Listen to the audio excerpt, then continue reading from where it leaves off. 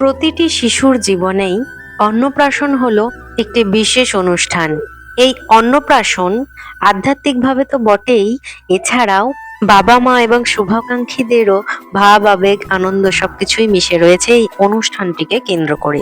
এই অন্নপ্রাশনের শুভ দিনেই সর্বপ্রথম অন্ন শিশুর মুখে ছোঁয়ানো হয়। ভগবানের প্রসাদ যদি সর্বপ্রথম শিশুকে ছোঁয়ানো হয় তাহলে সর্বোত্তম। এই প্রসাদ রায়কে 2 মাস আগেই খাওয়ানো হয়েছিল।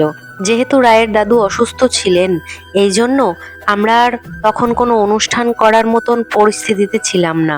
শুধুমাত্র নিয়মটুকুনিই পালন করা হয়েছিল। এখন প্রশ্ন হলো, এতদিন পরে আমি ভিডিওটা কেন আপলোড করলাম?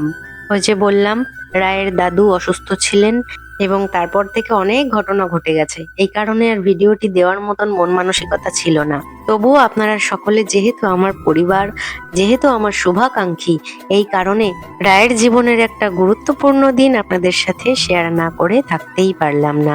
কোনো অনুষ্ঠান পালন করিনি, তবে রায় একটু বড় হলে ওর জন্মদিনের মাধ্যমে এই অনুষ্ঠানটা আমরা ভালোভাবে পালন করব, ইচ্ছা রইল।